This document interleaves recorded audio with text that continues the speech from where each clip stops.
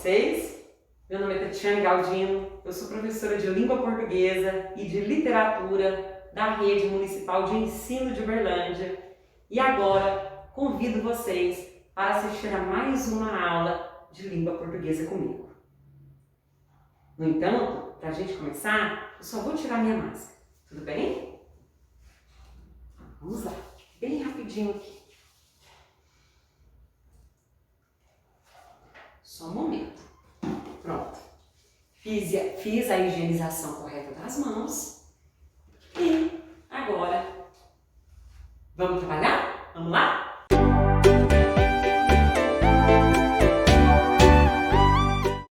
Em nossa última aula, nós discutimos muito sobre o que é um substantivo, o que é um artigo, o que é um adjetivo. Lembram-se? E hoje, para nós continuarmos nessa linha de raciocínio, eu trago para vocês a classe gramatical dos verbos. Classe extremamente importante, classe rica, classe necessária para os nossos estudos em língua portuguesa. Tudo bem?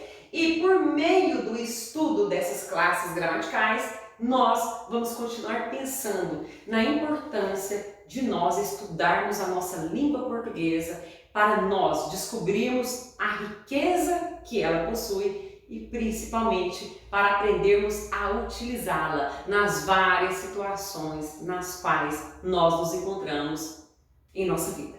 Tudo bem? Vamos continuar aqui? Primeiramente, o que é um verbo?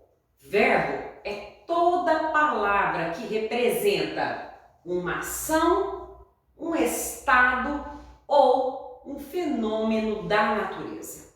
Vejam, o criado abriu o portão. Se ele abre, se ele executa a ação de lá e abrir, ele realiza uma ação. Portanto, o verbo abrir é de ação. Fernando estava doente. Se é o modo no qual ele estava, este verbo é de estado. Tudo bem? Mais uma frase. Nevou em Gramado. Gente, nevar é algo que acontece por meio da natureza. É por isso que nós falamos aqui que nevou enquadra-se nos fenômenos da natureza. Tudo bem? Acabei então de provar para vocês porque que o verbo é a palavra que designa ação, estado ou fenômeno da natureza. Seguindo aí, os verbos, eles possuem pessoa e número. Vamos entender o que é uma pessoa verbal? Primeira pessoa, segunda pessoa, terceira pessoa. Os verbos, eles se apresentam em três pessoas. 3 pessoas do singular e 3 pessoas do plural. Então, na primeira pessoa do singular, eu conjugo o verbo da seguinte maneira. Eu penso, tu pensas e ele pensa. Singular. Agora, vamos pegar essas mesmas 3 pessoas e vamos lançá-las no plural. Como é que nós vamos ter? Eu transforma-se em nós. Portanto, nós pensamos. Tu, em vós pensais. Ele, eles pensam. Então vejam bem, 3 pessoas, certo? Para o singular e depois 3 pessoas para o plural. Tudo bem? Seguindo. E os tempos verbais imprescindíveis para nossos estudos? Nós temos 3 tempos verbais. Presente, representando tudo o que acontece neste momento. Passado, representando tudo aquilo que já aconteceu. E futuro, indicando o que ainda está por vir, o que acontecerá, certo? Nesse raciocínio, vamos aprender que o passado, a partir de agora, vai ser chamado de pretérito. Portanto, toda vez que eu falar pretérito, eu estou falando em passado, tudo bem? E este pretérito aqui, ele se ramifica, ele se divide, tudo bem? Em pretérito perfeito, pretérito imperfeito e pretérito mais que perfeito. Vamos entender o que é um pretérito perfeito. O pretérito perfeito, ele diz respeito a todas as ações que já estão concretizadas, acabadas lá no passado. Eu fiz um bolo, pronto, acabou. Tudo bem? Então isso é pretérito perfeito. Na sequência, no pretérito imperfeito, eu tenho uma ação que está inacabada, que é contínua lá no passado, certo? Vamos imaginar que eu fale assim para vocês. Eu fazia bolo. Percebem que eu fazia indicando um tempo contínuo, uma ação inacabada. Eu não sei quando eu parei de fazer esses bolos, eu não sei por quanto tempo eu fiz esses bolos. Trata-se de algo que era rotineiro, uma ação rotineira no passado. E aí, quando eu estou falando de ações rotineiras lá do passado, eu estou me referindo ao pretérito imperfeito. E por fim, falando de pretérito, eu tenho pretérito mais que perfeito. Interessantíssimo. Se o pretérito perfeito é uma ação passada concluída, o mais que perfeito é uma ação mais passada que outra ação também passada. Bom, para não ficar complicado, eu vou dar um exemplo para vocês. Vamos lá comigo. Mãe, quando você me pediu para limpar a casa, eu já tinha limpado. Então, se vocês observarem bem, a minha mãe me pediu para limpar a casa. Ela pediu. Se ela pediu, ela usou aqui comigo o pretérito perfeito. Só que depois, quando ela me pediu no passado, eu já tinha limpado. Então, tinha limpado, tudo bem? É uma ação anterior ao pedido da minha mãe. Então, tinha limpado pertence ao pretérito mais que perfeito. Tudo bem, turma? Pensem assim. Quando você lavou a roupa, eu já tinha lavado. Você lavou no passado e eu tinha lavado. Então, a minha ação de lavar, ela é anterior, ela é mais passada que a sua. Tudo bem assim? Este é o nosso pretérito mais que perfeito. Seguindo aqui, nós vamos agora para o nosso terceiro tempo verbal, que é o futuro. O futuro comum, que é esse futuro que nós utilizamos o tempo todo. Amanhã eu estudarei, amanhã eu pagarei a conta, amanhã eu acordarei cedo. Um tempo futuro. Muito bem. E existe também o futuro do pretérito. Este futuro ele é diferenciado, porque ele indica uma ação que poderia ter acontecido, mas por algum ato que o impediu, este futuro não aconteceu. Exemplo, eu estudaria se meu irmão não tivesse me atrapalhado. Então eu estudaria, mas não estudei, porque houve um impedimento anterior, percebe? Eu faria, eu queria, eu assistiria. Sempre que a gente usa esse verbo, tá? No sentido de dizer algo que nós poderíamos fazer, mas não fizemos, nós estamos utilizando o futuro do pretérito. Tudo bem? Vamos lá? Conjuguei para vocês o verbo aqui em todos os tempos, para nós observarmos na prática o funcionamento deles, tá bom? Vejam aqui comigo. Eu estudo gramática. Ora, se eu estudo, agora é presente. Eu estudei. Acabou? Pretérito perfeito. Eu estudava não continuamente. Pretérito imperfeito. Eu estudara, quer dizer, eu tinha estudado. Pretérito mais que perfeito. Eu estudarei, futuro do presente. E eu estudaria, mas não estudei. Portanto, futuro do pretérito. Tudo bem? Aqui, então, na prática, o verbo estudar conjugado em todos os tempos que nós acabamos de aprender, tá bom? Além dos tempos verbais, nós temos que pensar nos modos verbais. Agora, eu apresento 3 modos verbais. O primeiro deles é o modo indicativo, que indica um fato certo, um fato positivo. Exemplo, vou hoje ao supermercado, por exemplo, é algo certo, é algo que eu pretendo fazer.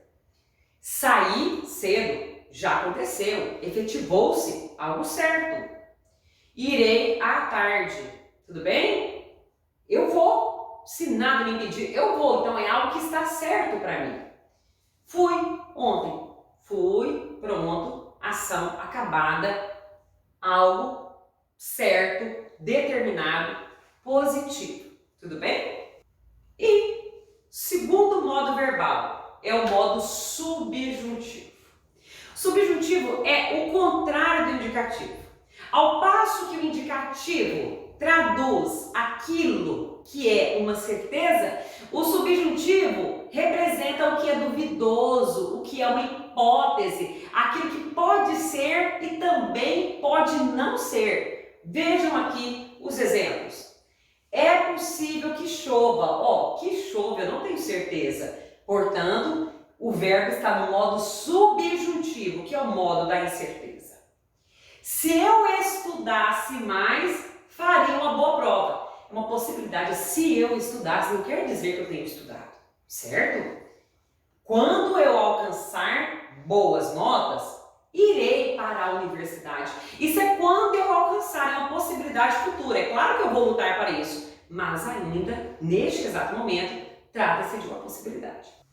E aqui temos o modo imperativo como um terceiro modo verbal. Este modo exprime ordem, proibição, conselho, pedido. Então, quando alguém fala para vocês, pegue a xícara, lave a roupa, faça a tarefa, nós estamos usando o modo imperativo. Certo? O modo imperativo é este que te dá uma ordem, que manda você fazer alguma coisa, que te dá um conselho, que faz um pedido. Vamos ver alguns exemplos? Volte logo. Não fiquem aqui. Sejam prudentes. Notem que o verbo volte, fiquem, sejam, na verdade, esses verbos todos eles estão sendo usados no modo imperativo, ou exprimindo para vocês uma ordem, ou um conselho, ou um pedido. E para representar bem o uso desses verbos, eu trago aqui mais uma tirinha da nossa querida personagem Mafalda, e ela vai usar à vontade esses verbos aqui no modo imperativo. Aqui no primeiro quadro, eu tenho a personagem Mafalda diante de uma televisão e ela está desligando essa televisão. Vamos observar o que é que ela fala? Use, compre, beba, coma, prove. Ei, o que eles pensam que nós somos? No segundo quadrinho, nós temos a Mafalda sentada, refletindo. E o que nós somos? Então, o que é que nós temos que pensar? Por meio desta tirinha aqui, e por meio dos verbos no modo imperativo, a Mafalda nos propõe uma grande reflexão sobre a nossa vida e a nossa existência. Ela está criticando o modo no qual a TV nos trata, determinando as ações que nós precisamos praticar. A televisão fala prove, compre, beba, não beba, saia, não saia, faça, não faça. E ela apela, ela vai lá e desliga, ela fala, peraí, a televisão está mandando, a televisão está decidindo o que é que eu devo fazer da minha vida? Não aceito, vou lá e desligo. Ela vai lá e desliga essa televisão. Só que no segundo quadrinho ela senta e reflete e fala, mas tá, e o que é que nós realmente somos? O que a televisão acha que nós somos? Mas na verdade nem nós sabemos de fato quem nós somos. E aí a gente chega a essa grande dúvida existencial. Tudo bem? Boa tirinha, não é? Vamos testar um pouquinho os nossos conhecimentos? Vamos lá? Vamos fazer agora um pequeno exercício para a gente descobrir se estamos dominando aí as pessoas dos verbos, tudo bem? Os tempos verbais e os modos verbais. Até porque foi justamente isso que nós discutimos, que nós estamos discutindo nesta aula de hoje. Tá bom? Vamos aqui comigo? Turma, para a gente verificar se estamos sabendo identificar os tempos e os modos em que os verbos se encontram, agora nós vamos ler este trecho aqui e vamos, a partir desses verbos aqui destacados, vamos identificar tempos e modos. Vamos lá? Começando. Os irmãos e nós. Além da paixão pelo futebol, brasileiros e argentinos têm em comum a admiração que suas seleções despertam ao redor do planeta. Quando elas entram em campo, param o mundo. Pergunte a um palestino e a um israelense, a um grego e a um turco por qual time torcem na Copa do Mundo, quando um deles não está na disputa. Se não for o Brasil, será a Argentina. Os jornalistas brasileiros Ariel Palacios, que vive em Buenos Aires, e Guga Chakra, que já morou lá, contam de forma deliciosa o que é o futebol argentino, desde sua história até seu estilo de jogo, né? Nós lemos este texto e agora vamos identificar os tempos e os modos dos verbos em destaque.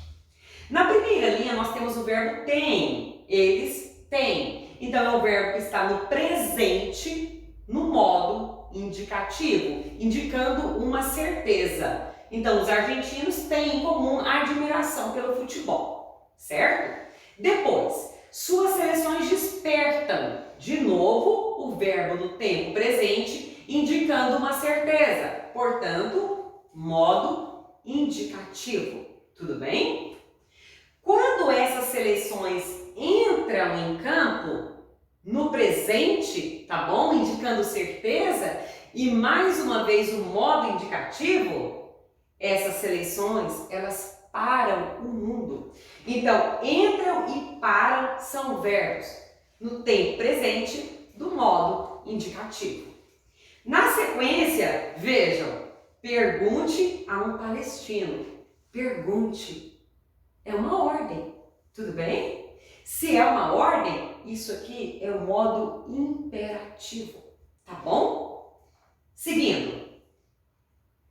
Torcem, certo? Eles torcem para qual time? Torcem no presente, também no modo indicativo, porque nós temos certeza de que eles torcem, tá bom? Está, de novo, verbo no tempo presente, no modo indicativo. Eu estou, tu estás, ele está, uma certeza que nós temos no tempo presente, tá bom? Seguindo aqui. Se não for o Brasil, ó, já é uma possibilidade. Perceberam? Se não for. Então, você tem uma possibilidade futura, ok? E ainda hipotética, nesse sentido, eu tenho a presença do modo subjuntivo, ok? Seguindo aqui, tá bom? Guga Chakra, que já morou lá. Morou. Pretérito perfeito, do modo indicativo, com certeza? Esses jornalistas contam, eles contam agora, no presente, do modo indicativo, porque é algo que eu tenho certeza de que eles fazem, estão fazendo. Tudo bem? De forma deliciosa, o que é o futebol? O futebol é, então, é o tempo presente, modo indicativo, pois se trata de uma certeza. Percebe? Então você tem aqui vários verbos em vários tempos, em vários não, né? Em 3 modos verbais básicos, que é o modo indicativo, prioritário aqui, o modo imperativo que aparece uma vez e algumas ocorrências de modo subjuntivo, indicando hipóteses, possibilidades.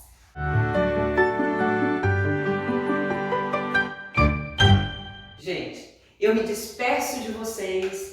Aguardo vocês em nossa próxima aula para nós observarmos a presença dos verbos agora em um texto literário. Convido vocês, não faltem. Até lá!